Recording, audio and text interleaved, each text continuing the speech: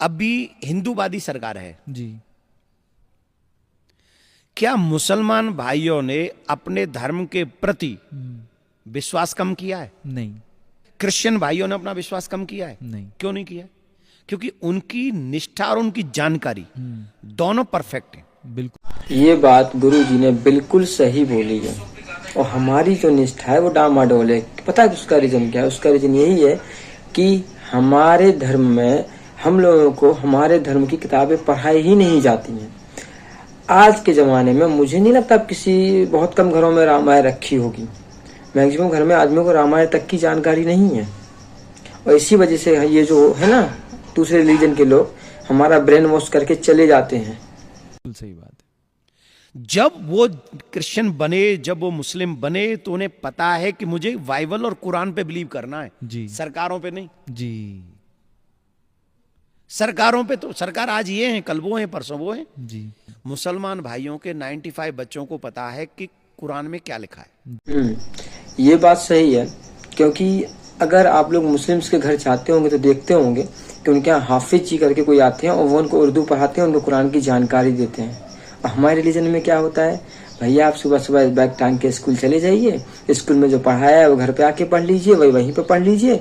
वहाँ की हमारी धार्मिक किताबों से कोई मतलब नहीं है, हम आपको वो ज्ञान नहीं देना चाहते हैं, क्योंकि हमारा टारगेट है कि इन किताबों से पढ़ने से बच्चे की नौकरी लगेगी, बच्चा आगे पैसा कमाएगा। बाकी धार्मिक ज्ञान की क्या हो सकता है?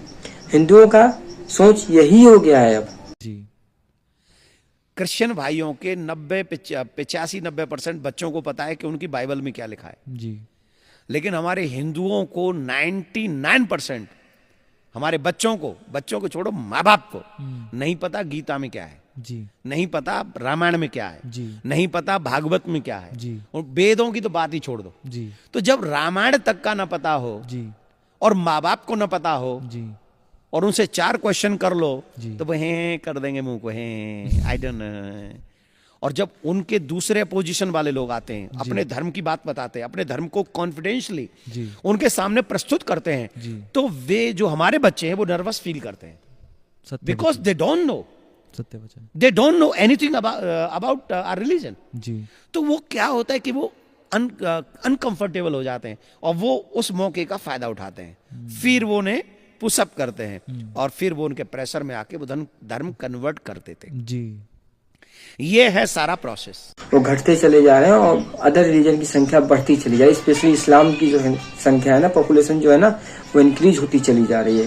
पहली बात तो अदर रिलीजन के लोग कंटिन्यू ब्रेन वॉश करने में लगे